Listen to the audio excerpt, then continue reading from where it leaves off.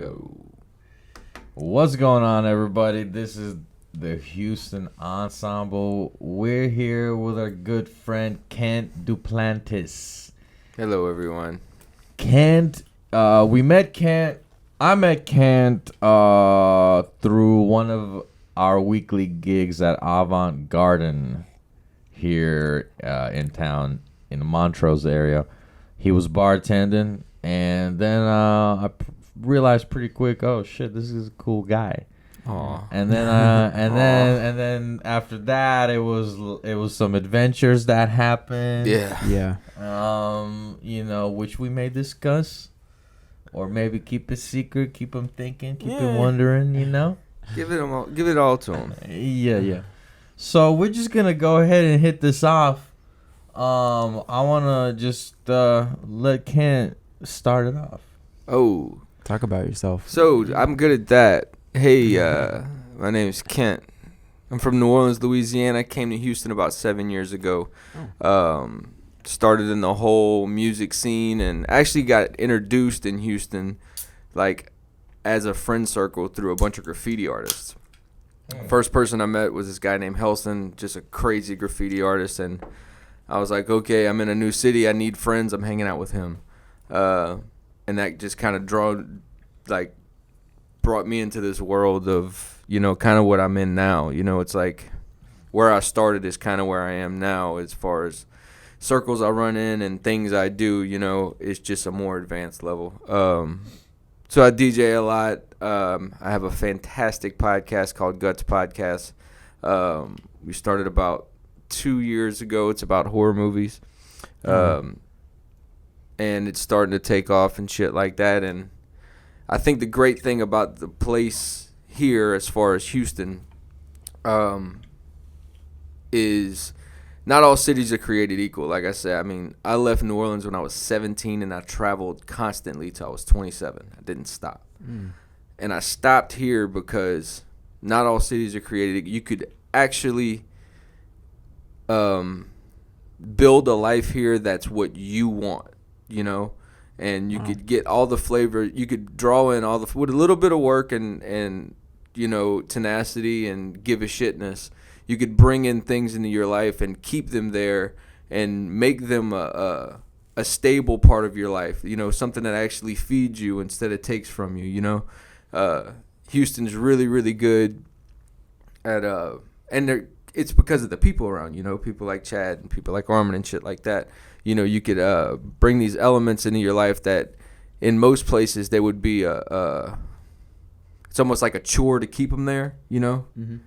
You could find these things that feed you, like most podcasts, Most podcasts it's a fucking money pit and a time pit, But if you keep digging at it in a place like this, you could find a thing. You start selling merch and you could start, doing live events and having people get into it and shit like that, Yeah, I think there's like a couple of things that people kind of take for granted with Houston, and which is number one, like they think, well, like this city ain't as cool as LA or something. No way it's as cool as LA.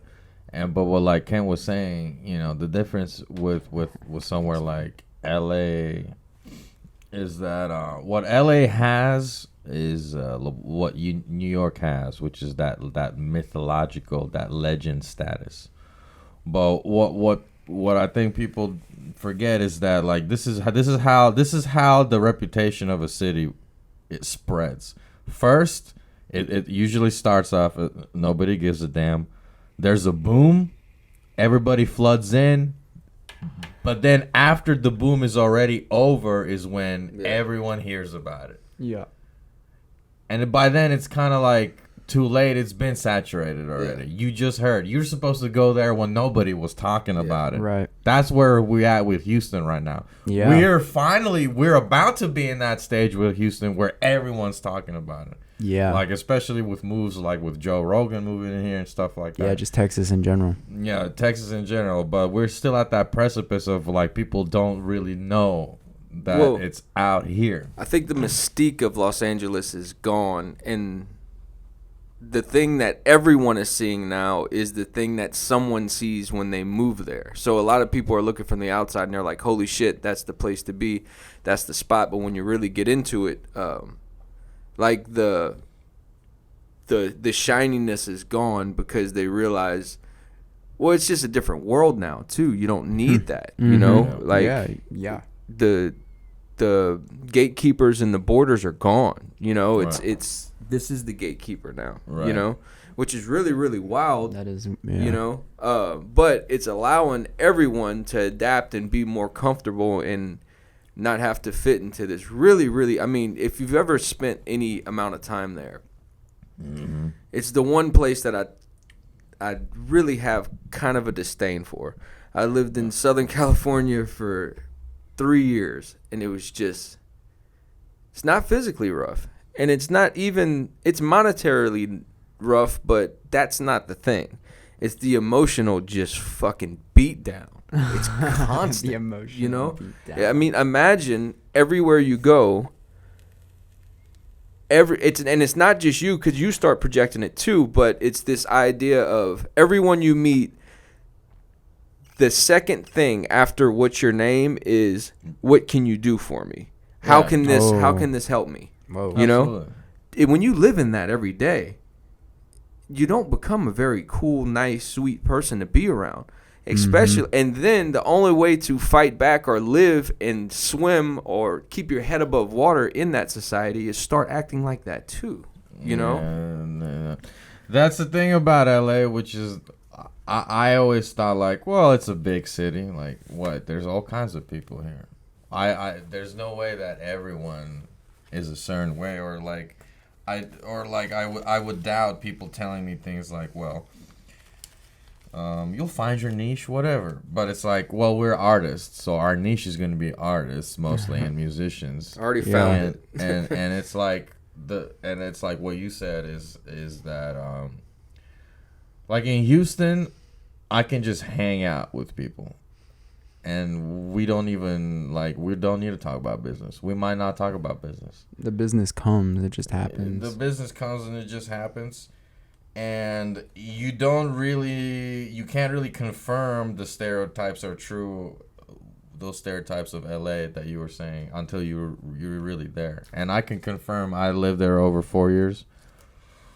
And it's kind of what Ken said, you know, you don't really know who really your friends are. You don't really know if you got hired because they like you or because of you got numbers. You don't care. Houston is a lot less, like, I would say, posery. Yeah. It's very real. I mean, also just the fact that it is the most diverse city in the country is sweet. Yeah. And it just brings everybody together. And then it's international, and you have all these people Yeah. from all over the world here. I mean, let's be real. LA is what do people think when they think LA? They think show business. Right. What else do they think? They think weather, I think money, show business. celebrity, yeah. Yeah. With that, we'll be right back, guys. We're gonna take a quick break for some business. We'll be right back. 1, 2, go. We actually back. Actually back this time. You don't even know how long it's been. I don't know how long it's been. Yeah. Good. Sun's down now. We're all feeling Sun's down. frisky. Yeah, we're feeling frisky. So, speaking of frisky, you said you got you were thinking of some stuff to mention right now. Oh, Yeah. so it's kind of changing gears, and I think about this a lot, right? So I just read on Instagram, they actually got Morgan Freeman to diss Tekashi 6ix9ine. Okay. I think it's over. To diss him? Who gives a fuck? Yeah. Who gives a fuck?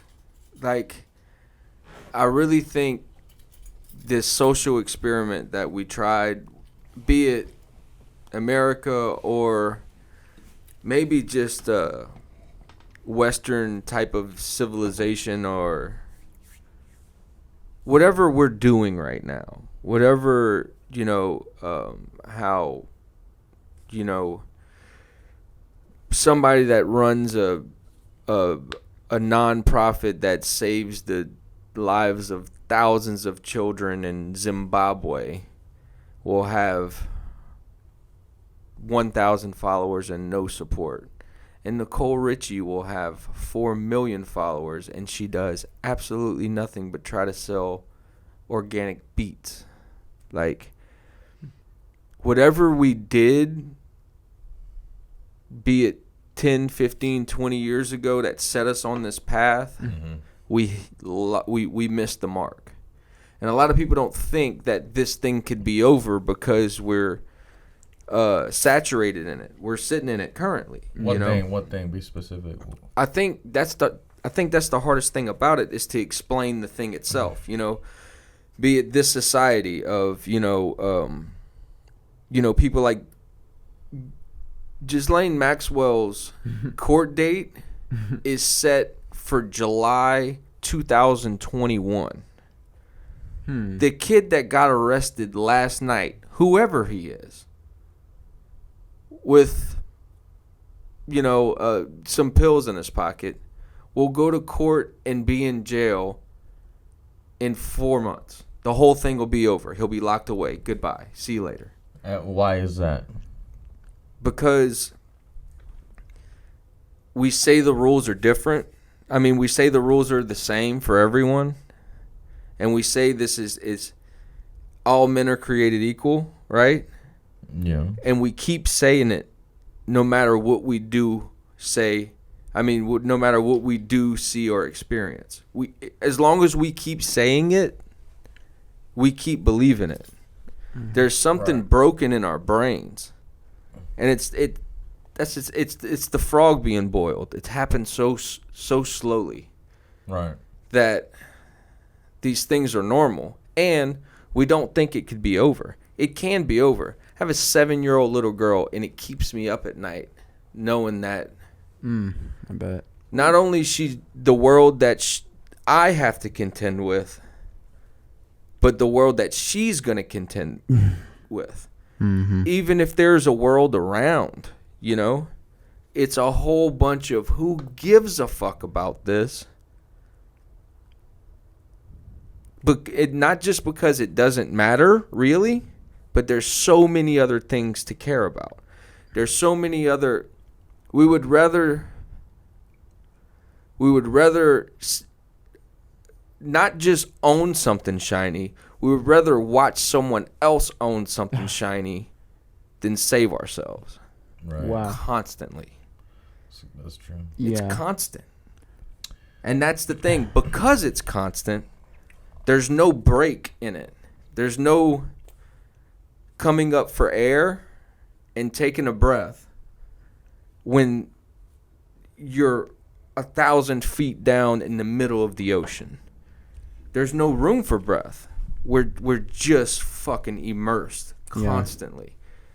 So, and not only that, when we do take a breath and we do find a second to look at it and kind of examine it and even worry about it, it's so uncomfortable. It feels so much better to just go back under, Yeah. Because to contend with something is uncomfortable. We've been running from uncomfortability since. Still are. I got to write down a couple of things you're saying. Hey, why write down? Because I want to address everything he's saying. Do you have some thoughts? Oh, man, yeah. I mean, I feel like I think the frog being boiled alive is a great analogy to what we're going through today, right now. Even just in this quarantine pandemic era. It's like we see all the signs, and especially like people like us and like-minded folks, we see all the signs. We're trying to talk about it. Even this podcast is like an attempt to talk about it, to bring light to it. And we just struggle so hard to, be fruitful in these labors. And, especially Armin and I talk about this a lot, like what you said about thinking about your daughter's future. We don't have kids and don't plan to for a little bit. And we're like worried about it. We're like, oh my God, the fact that they're growing up with their face in a device, they're robots, the fact that, you know, what they're putting into their bodies is probably whack, the fact that they're probably not going to have the same sort of normal socialization, learning experience going forth now, especially because of the virus and everything. I want to know what you think about what's going on right now, more specifically related to the virus and how it's being treated. Well, so there's a couple different things, like levels that I think about it. So as a parent, right? Yeah. A lot of people that know me know that I'm obsessed with being a dad. I'm obsessed with that kid. It's what I think about right when I wake up. It's my favorite thing in the world is being her dad. It's my That's awesome. It's my shit. You know, I fucking love it. So it took effort to raise a kid that would rather be outside. It took a lot of effort, you know? And it took effort to raise a kid that actually has a social circle, that actually, you know, parents have my number and I have theirs.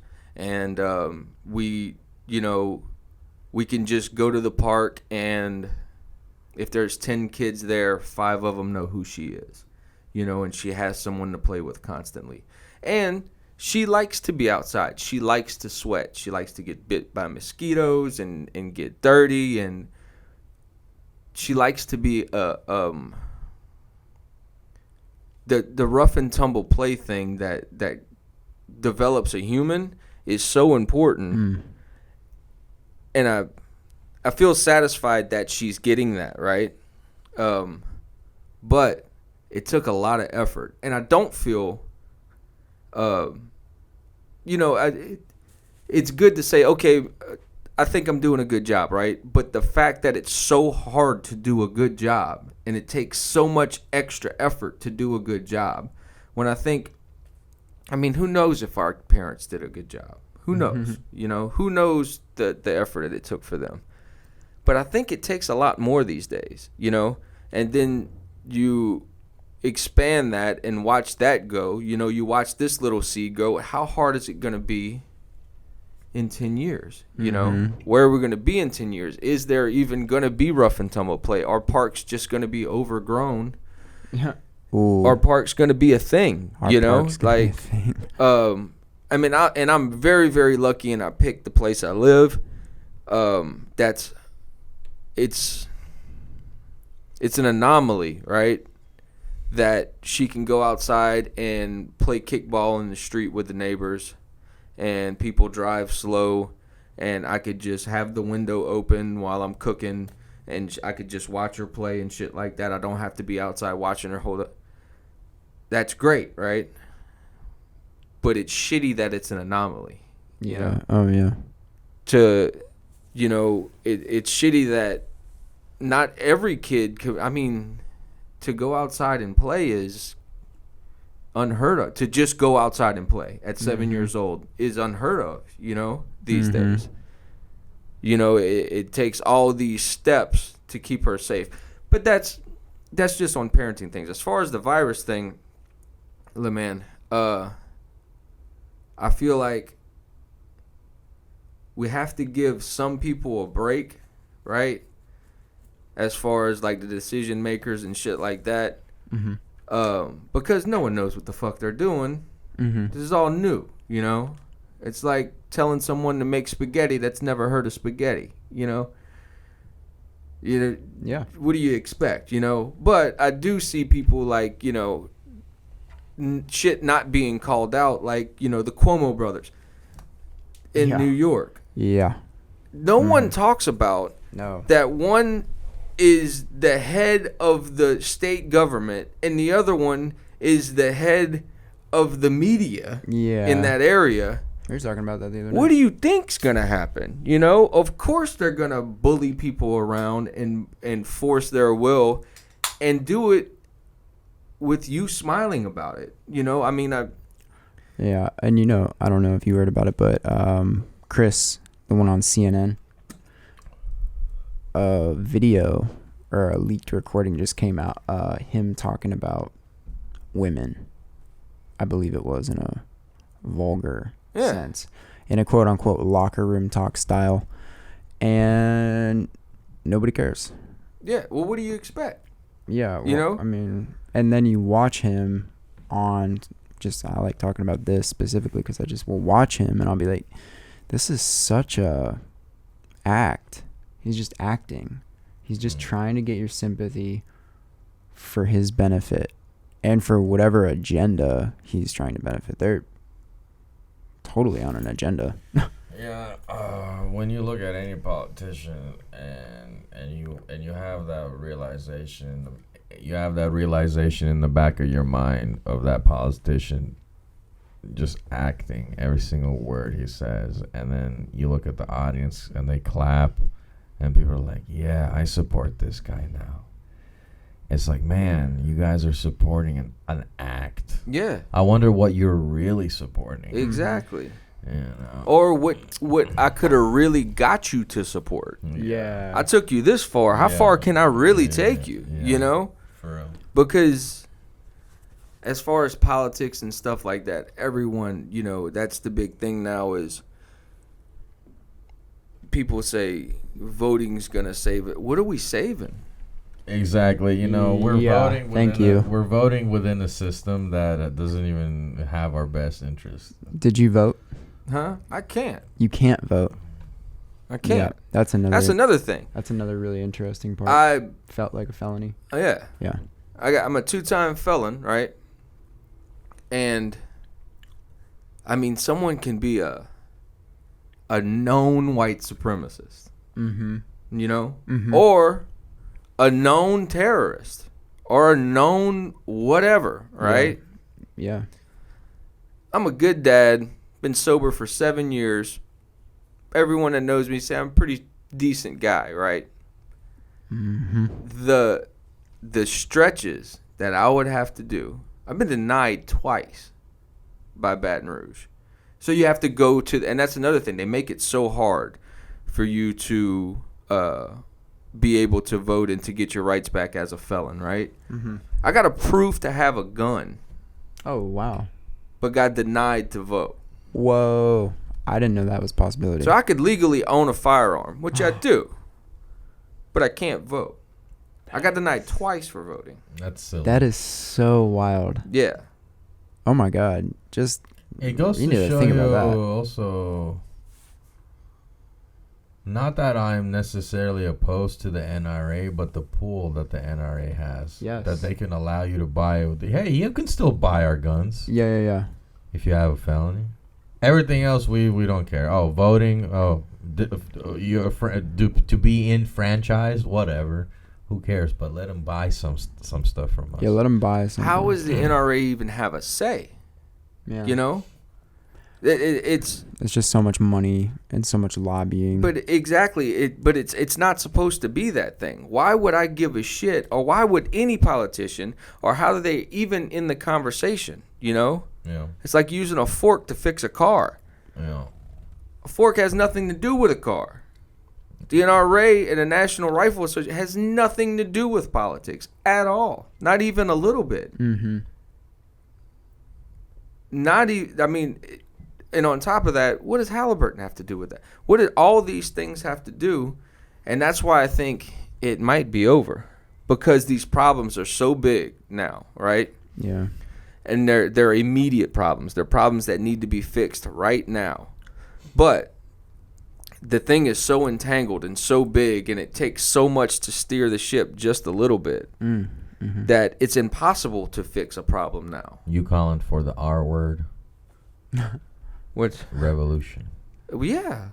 But yesterday. What's the problem is his definition of revolution is very different than, I mean, it's probably very similar to ours, but very different from somebody who's very far on one specific side. Yeah. Exactly. Because that's what they're doing, a quote unquote revolution right now. Maybe like an example might be the Chaz section in Seattle, you know, the autonomous city. That's their small version of like a coup or a revolution or demonstrating what they believe in, but that's not working. So that's another thing too. It's like whatever idea of a revolution we have, is it gonna work? I think the idea of a revolution has been like proliferated by just the internet and social media and romanticized heavily. I think that if you were thinking of revolting like 500 years ago, it would probably be a much more genuine ordeal because concrete it's like as well. Concrete. It's like you have to organize amongst a group of people that you need to communicate with. Yeah. It's not going to be muddied by social media. It's what you plan to do. And the literal number of people is a lot less. And the little number of people. And so you would have to be organized. You'd have to know, like, what are we doing if we win? What are we doing if we win? Who? What's going to happen? That's missing. I think kids are more involved in the idea of revolution now than adults. I think adults are bogged down by the responsibilities of life, the and enslavement children, of and life. the enslavement that's going on. And the kids on their computers are now romanticizing the idea of revolution. So, like, I still remember to 2012, I decided to go. I was in LA, USC, getting my bachelor's, and Occupy was going on, Occupy Wall Street. I went to a protest. It was just like a conga festival. It was like they were just playing djembes and congas and shit. And I'm like, man, what are you guys gonna do if you win? That's when that's the thing is, why would they be worried at a bunch of people saying revolution? Look at what they turned into. Yeah. You know? And the second, I mean, why would they be worried? It's so big and it's so entangled, and we're smack dab in, no matter where you are in North America, you're smack dab in the middle of it. No matter where you are. It's so big and the weight of it is so much. Why would they even flinch? You know? Yeah. They killed Jeffrey Epstein in front of our fucking face. Oh, yeah.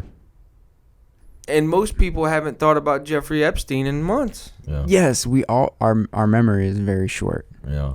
I mean, even it's not even our memories are short. I think is that like we all attention span maybe. Yeah, most people have an attention span for only so much. If you just bombard them every week with new stuff, they're gonna just replace what they're thinking about. For a good example of that is, I think early on I said it to you. I said, give it.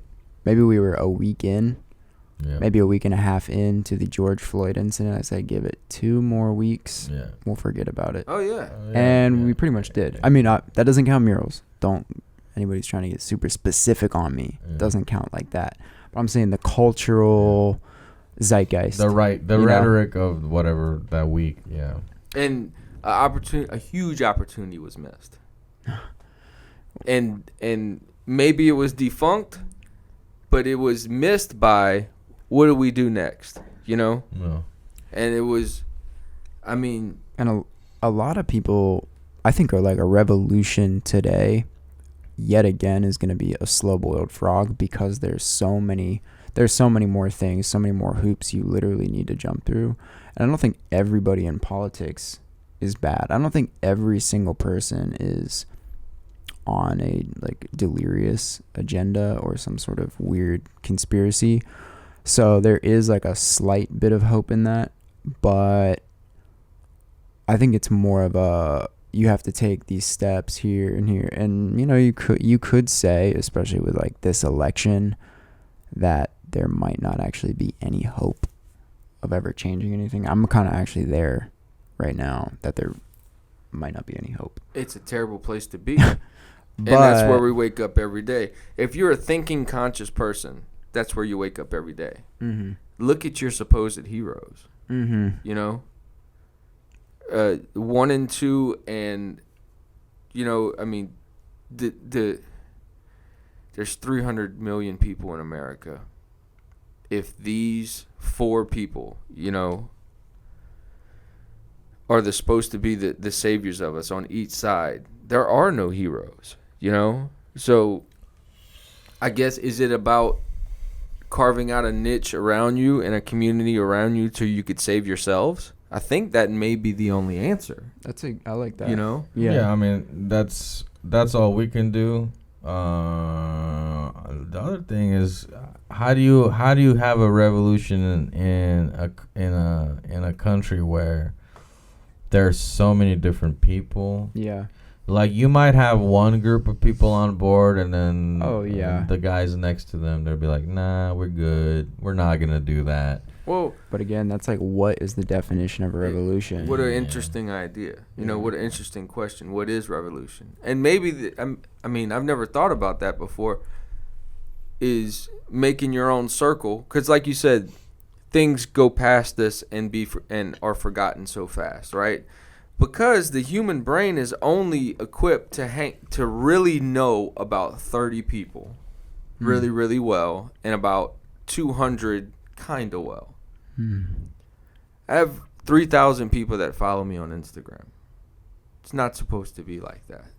You know? Mm-hmm. I'm not supposed to give a shit what these people think. You know? I'm not supposed to engage with them. It's just not built for this operating system. You know? This and this, they don't match. Yeah. You know? And so maybe that's the idea of, I mean, so take the Ram Dass people, the Ram Dass community, right? The Ram Dass community has gone decades. They've survived everything with a smile on their face because they have their community and they live the way they want to live inside themselves, you know? I mean, and they have their hierarchies within that, but it's chosen not by a voting system, but by what you do, not what you say. You know, how can you help? Do I really believe that you not just care about me? Do I believe that you love me? Mm-hmm. And do you want the best for me? So so in that little community, the little Ram Dass community, it's this little ecosystem that survived for decades. You know, no one really knows who they are. You know, they're in Hawaii doing but they're not just in Hawaii doing their thing. To where the community has become something else in the partaker's head, you know, to where there's members of the Ram Dass community that are down the street, you know, and they live just as well and just as happy and just as complete and purposeful as someone that's sitting in Hawaii at the Ram Dass temple, you know. Maybe that's a way to go, you know. Yeah. It's hard though, because when you talk about that, then you have the most important thing is like the universal objective morality, because for some people they'll want to be able to do something that might specifically hurt another group or another people, and then they'll be like, well, I want a revolution and I'm not free because I can't do that. You know, like a good example is kind of like living in an Islamic state where the law is from the religion, and specifically in that law, you know, you can kill people if they do something wrong, if they sleep around, or if they're gay. There's a lot, and that's just normal. I mean, it's not, I'm not saying it's 24/7 normal. I'm not going to speak on that, but it definitely happened. I just met somebody. It's pretty normal. Like, see videos online of people which we have, and I even spoke to a guy at the coffee shop the other day. He's just a real cool guy, and he's like, I'm from Iraq, and I was like, oh wow, that's amazing. But then he's like, I left because I'm gay and it was getting too crazy. And so that's where the problem really lies, is identifying that objective morality. But the weird thing is, I think we all know what the objective morality is. You just have to freaking push your ego down a little bit. Seems like we always talk about this. You got to push it down a little bit to let most people be happy. And then you have to sacrifice a little bit too. Like, yeah, we're not going to push gay people off of buildings. We're going to let them do what they're going to do, as long as it doesn't hurt anybody else. And then it gets even more complicated, because you can get into okay, so they can get married, then they can have kids, but somebody will come out and they'll say something controversial like, wait, gay people raising kids might affect the child's psychology negatively. And a thinking person cannot immediately write that off, right? Yeah. You can't immediately write off any controversial claim. You got to go in, you got to look at it. I'm not even going to speak on that. because there's too much data. I got 2 moms, but that was like halfway through my life. So it's cool. A lot of great people have turned out from being raised by gay parents. That's just an easy analogy about morality. Well, yeah, I mean, we actually have made a little bit of moral progress in our society. Yeah, actually. I mean, insofar as it's hard to say because I don't know if you guys have heard of the Hammurabi Code. Mm-hmm. You know, it's an ancient Egyptian text, presumably written by the aristocrats that were working for one of the pharaohs, Hammurabi. And the Hammurabi Code, which there's a scroll of it that we found. It's the oldest known Babylonian. That's what I was gonna say. Because that's the eye for an eye. Duh. Right. So that's where the Hammurabi. That's one of the things in the Hammurabi Code is the eye for an eye thing. But it's like people already knew back then that if you're gonna like have a court system, you need to have some sort of court system that actually punishes you for murder, for stealing, for basic stuff. And the only reason I say we've made some progress is that, well, no one objects to the notion that murder is bad anymore. No one really objects to the notion that theft is bad. So it's like we've come that far. Is it that impressive that we've come that far? Not really. You know what I mean? There's still, like, in comparison to how fast technology grows, it's like our moral consciousness is very, very, very slow in its development. So eventually, I think the next morally accepted globally thing is just leaving people the fuck alone. If your morals don't match theirs, as long as they're not hurting you. But like you said, we don't know what hurts us completely sometimes. We don't even know. We don't know. And but that's where the idea of just conversing, maybe I should rephrase it. The next moral understanding should be that nobody's opinion should be discounted unless there's a conversation. Yes. How about that? Well, so a lot of times, right, that being said, right, a lot of times I don't have time for that conversation. If I think you're being ridiculous. Yeah, true. There's some things that you'd be like, that's ridiculous. Being what he just said, right? The Hammurabi Code is Egyptian. No, it's not. It's Babylonian. How ignorant and racist is that? I don't have time to talk about how that's ignorant and racist. I don't. Because I know you're not trying to be ignorant and racist. But if I'm bored and I'm satiated and all my needs are met and I just want to stoke a fire, you're not getting it from me. I'm sorry, you're not getting that conversation from me. Well, that's another thing is, but when why are you trying to start a fire? Like, don't start a fire if it's not needed. And here's the thing is when that conversation is demanded of me, right? Because if I don't have it, I'm considered a racist. Or I'm considered a bigot. Your or silence insensitive. is violence. My silence is violence. Go fuck yourself. I don't have time for that shit. I gotta go pick up my kid at 4:30. You're trying to survive as well. I gotta go to school. I gotta go to work. I don't have time for that. So did we progress too much? Or are we too comfortable? So I know, right? I know I'm gonna wake up every morning and I'm not gonna get what I want all the time. Someone's gonna cut me in line. I'm gonna get fucked by gas and oil companies. Someone's gonna hurt my feelings. I'm gonna catch a scar every day. I'm gonna get a wound every day. I have to be okay with that. I can't have what I want to the point of if I don't get what I want, all the time.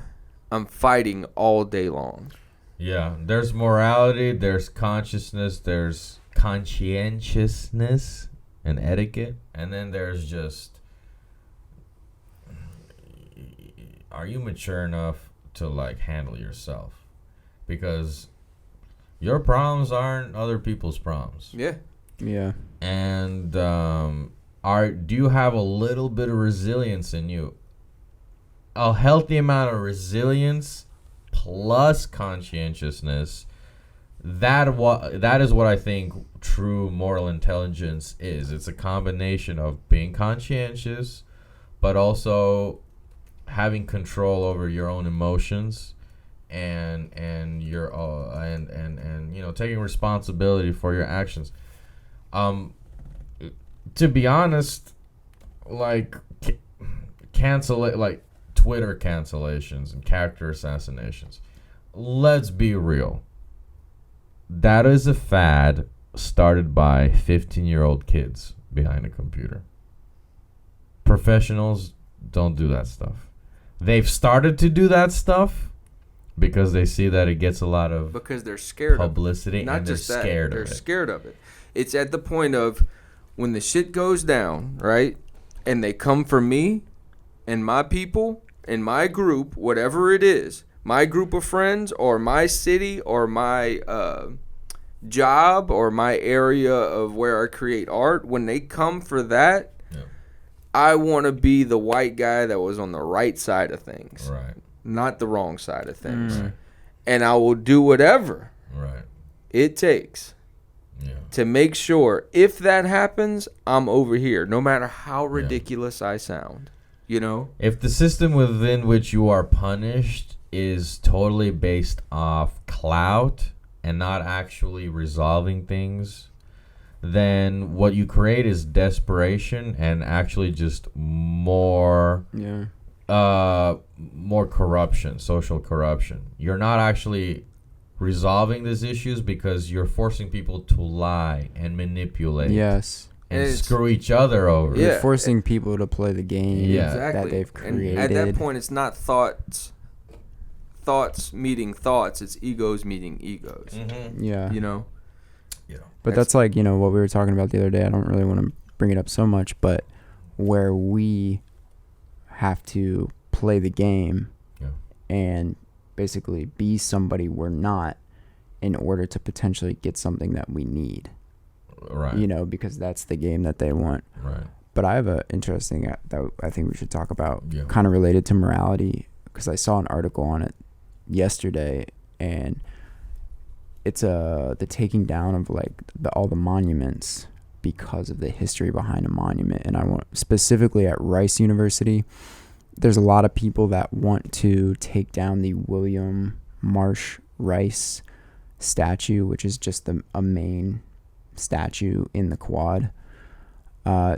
It's big, it's not huge, but the reason they want to take it down is because his property, his total real estate, not just like one property, but all his real estate included 15 slaves. Now, once he didn't start Rice University, he just invested in it to start it, and so they named it after him. He did move to New York in 1865, like essentially very soon after starting the investment stuff, and then slavery was not legal in New York in 1865. So I guess at that point it's like he doesn't have slaves. But what do we think? Do we take it down? Do we keep it up? There's this one kid that apparently has been there for doing it for 40 days or something like that. That was the article that I saw, and I'm just like, what is the statue doing? I mean, I get it. But dang, you are putting your time in the wrong place, in my opinion. You're putting your time in the wrong fucking place. And by the way, nobody who, in my entire 4 years of going there, walking by it, biking by it every day, I never once gave a thought about it. And I'm sure the majority of other students did not give a thought about it. Yeah. At all. a couple of things, which is that the uncomfortable truth is that, if we're trying to cancel all history of slave ownership, well, let's just cancel America. Yeah. Cancel this entire country and Africa and Europe. Every country. Let's cancel all of human history. Burn down Nigeria, burn down the Congo, burn down Egypt, burn down everything in Europe, everything. Yeah. And the crazy thing is we're focusing on this of what was, right? Mm-hmm. There's more slavery today in this world right now than there was. Yeah.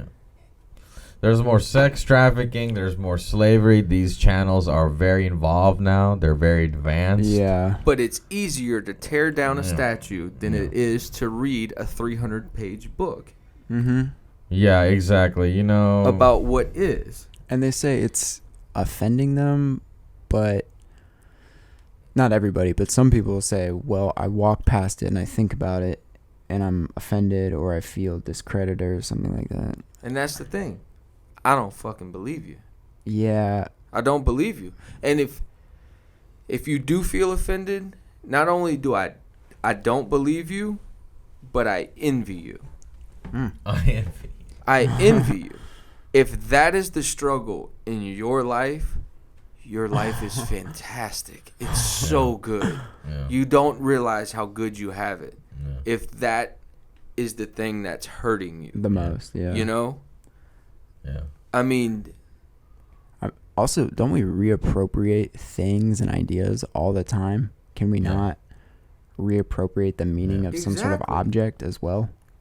The thing is the energy that's thrown into this is so first world, and it's so, you're putting first world ideas into a world that's becoming third world. Yeah. The world's burning around you, My friend Zeta just got 30 years for a drug that's legal in another state. And I envy you. You know what Zeta would say if you mentioned this statue to him? He just got 30 years. He has 4 kids. And he just got sent to jail for marijuana. It's legal in another state. And he just got 30 years. Take that statue in your offense and shove it up your fucking ass. That's what Zeta would tell you. Yeah. You don't have time for that shit. Another crazy thing that puts a wrench in all this is a moral dilemma. Back in those days, early 1800s, before even, I think the first slave auction in America was 1655, something like that. The first one? It might have been in just New York. Maybe the first one in New York was 1655, because I was reading about that. But that's around the time that it all started here, too. There were a lot of people, you got to remember, back then, they were also going off their current science, just like we do today. Yeah. We just go along with the science. Okay, so you also had reputable people. They just don't have as much not reputable, good people. They don't have as much information as we do. You have a lot of good-hearted people who are going along with the current day science. And what's weird is a lot of the science back then was showing people that this race of people is built differently, is lesser than, and is meant for working, something like that. And so it's hard to fault people on not thinking as rigorously as some people do. But what I'm trying to say is there were good people who had slaves who didn't think anything bad about it because they were so engulfed in the reality that they were living in. We all swim in the ocean. And so we don't know that in 50 years there's going to be some sort of scientific discovery that shows us right now something we're doing is as heinous as slavery. That's true. Right? It's very true. So we can't just fault everybody and say, wow, they were all horrible people for owning slaves. Yeah, they didn't. We're not respecting slavery or anything like that. We're just, you have to bring that into the light. You can't find out tomorrow trees are sentient. Right. Yeah, like they feel, which they are. and they But or we really find out. You know? Yeah, something happens and whatever. Or what if we found out that? Now you know what, I'm not even gonna go there, but it's crazy. And or I'll give you a controversial one. Mm-hmm. We finally have decades worth of data on hormone replacement for very young children. Oh. And we're like, whoops. Oh, yeah. Oops. And see, that's a thing right now. And it's like, because we don't really have that data. We have a lot of data. We don't have we don't have a lot of data. Right. The solid long-term study of changing somebody's biology to that extent. Like we don't. Thousands of kids. We don't know. We don't have a lot of information on a lot of things that we're doing today. We don't know the long-term effects of having the cell phone by our head every day. And actually, what's kind of messed up is we already do. We're starting to, because early Blackberries, when you would get the owner's manual, they would say, "Don't put this to your ear." It literally says, "Don't put it to your ear. Keep it about an inch away, or like half an inch or something," because of the radiation. And with the coronavirus time, what was weird, we haven't even talked about any of this yet, they're putting up all the 5G towers, and there's actually a lot of information that says that high of radiation is not good for us. And so why did they rush to put them up? They literally rushed. You can check it out for yourself. Check out Verizon, check out all the orders.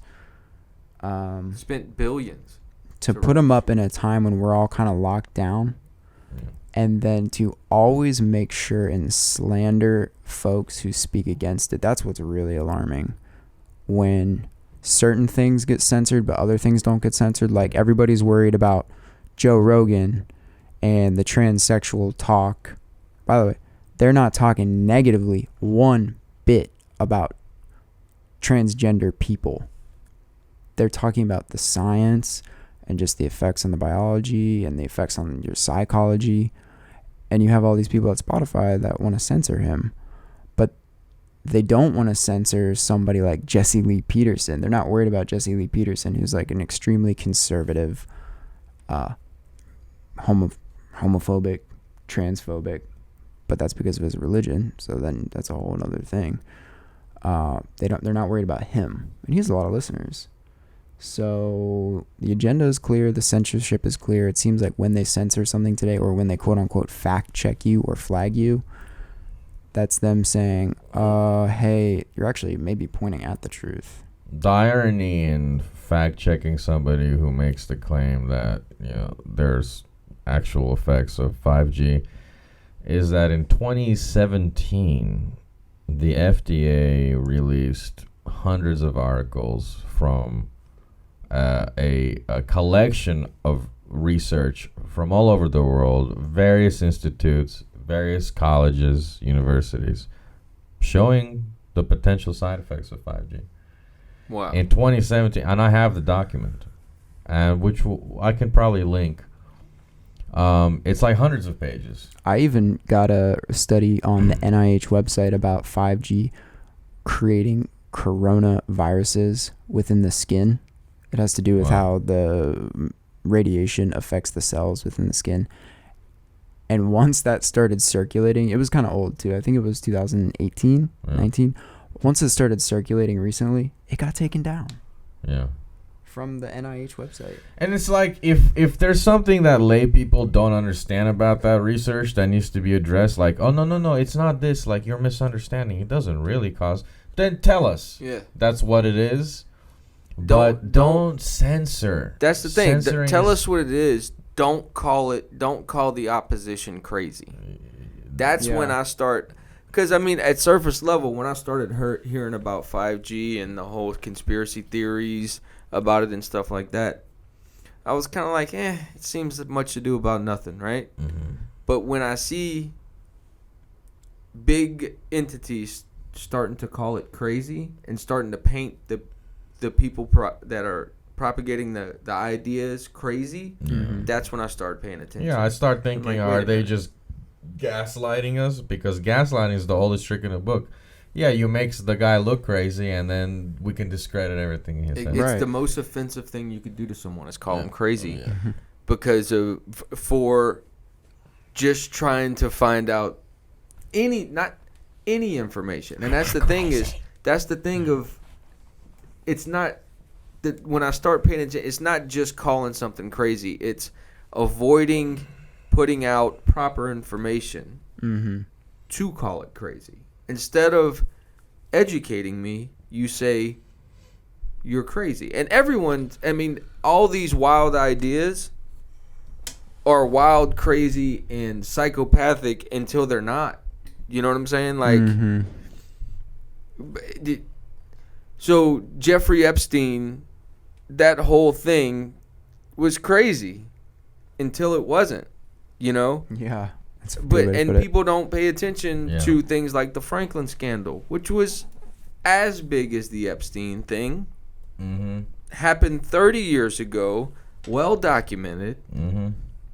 But because you call it crazy, a lot of things that people thought were crazy are like documented now. It's fucking wild. It's wild. But so it goes to the point, right? So it makes you want to give up. Yeah. It makes you want to, and I understand a housewife that that puts the baby down for a nap and starts with the Chardonnay and Valium every day. I get it. I can't blame them. It's fucking hard, and when you're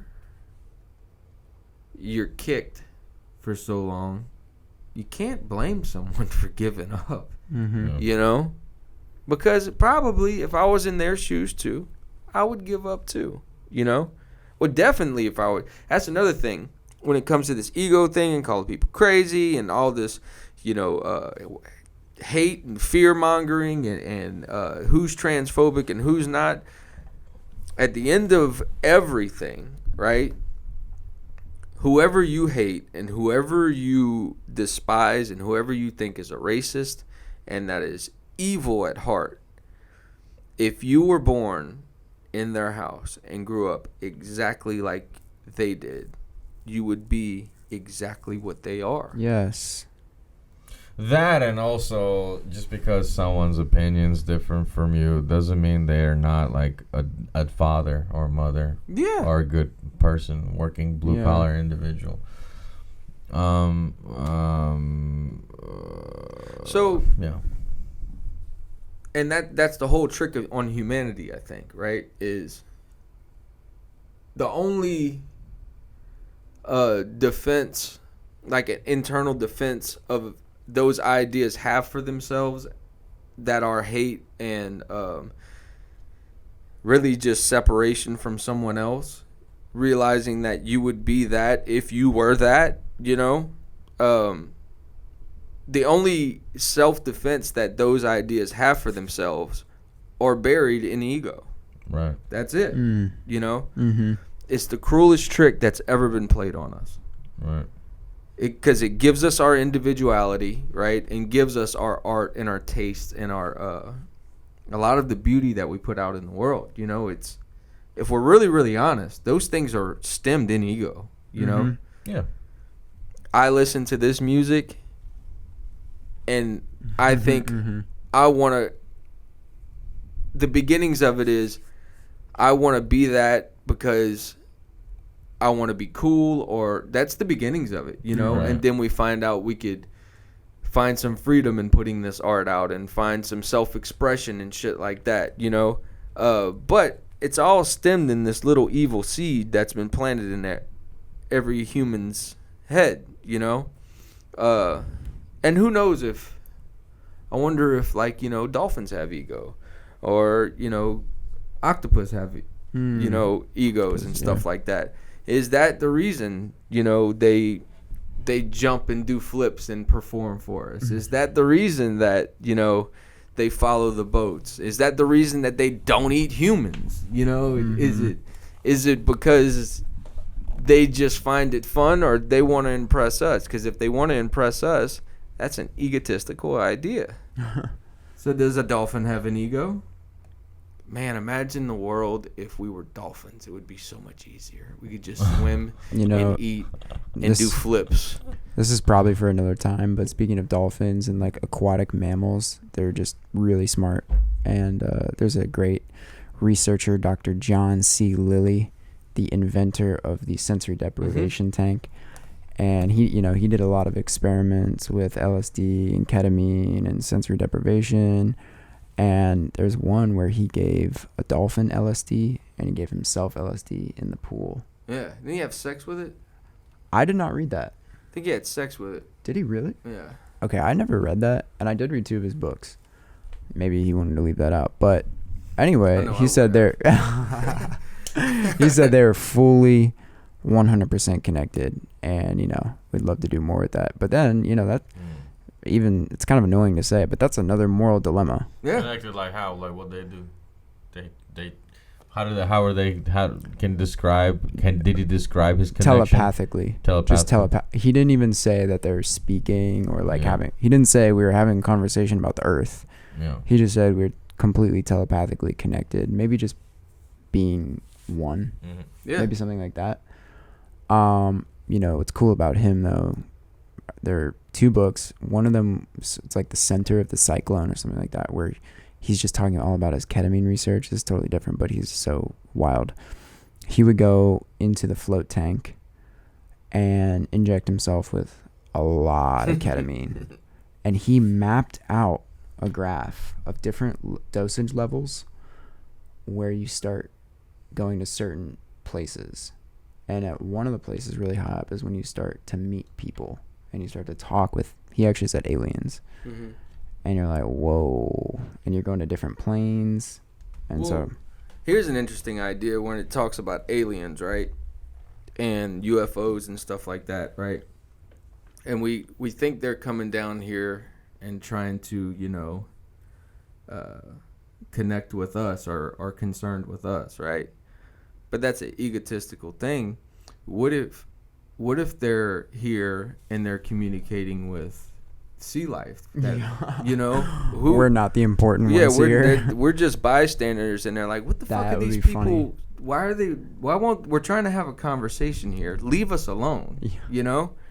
That's funny, man. The other day, I saw something in the sky that was weird. Definitely an unidentified flying object. Oh, that's my shit. It was great.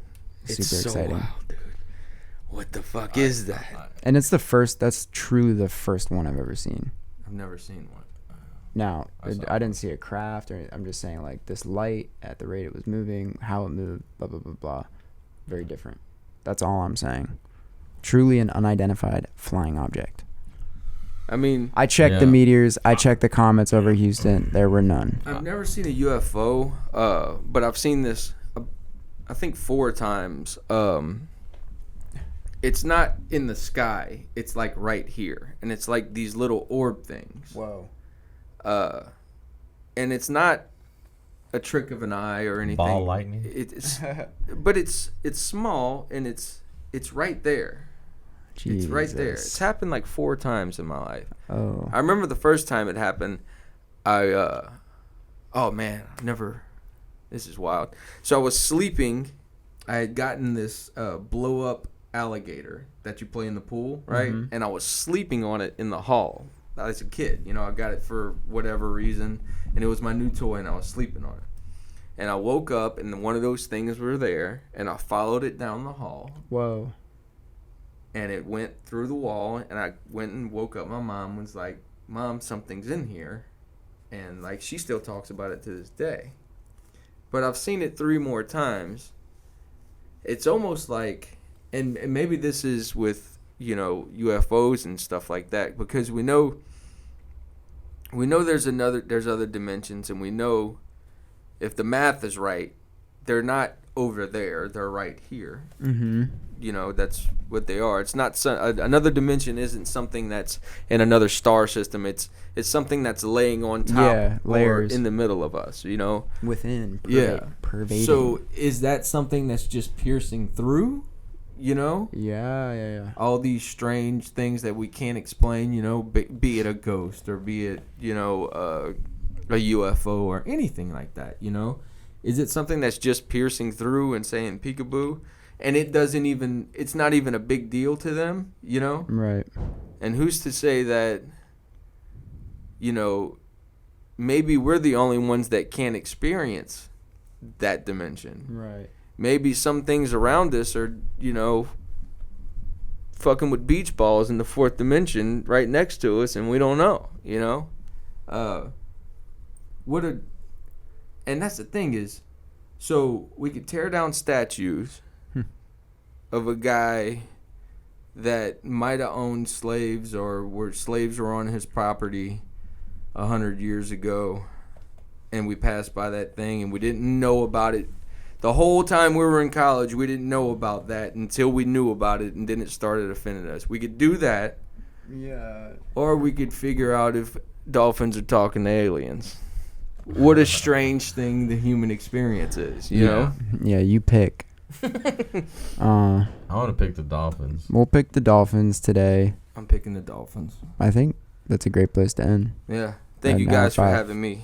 Thank you, Kent. It was a joy. Thank you, Kent Duplantis. Once again, only scratching the surface, but that's what we do on this podcast. We try to get down to the really nitty gritty, and you just can't achieve it all in one podcast. That's why we'll be back.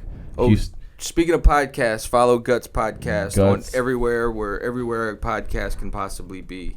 G.U.T.S. Guts Podcast. Thank you, fellas. We'll link it. You're very welcome. And we're the Houston Ensemble. Houston Ensemble on all socials: Facebook, Instagram, Twitter, TikTok, YouTube. Houston Ensemble. I'm Armov. That's my the other host, Chad. Thank you, Eighth Wonder, for the brewskis and the hats. See you guys tonight. So today is Friday. Every Friday, Saturday at Avant Garden. Every Tuesday at Mercantile. Every Wednesday at Brazil. Every Thursday at Eighth Wonder. So with that, I bid you adieu on 3, on 1. 3, 2...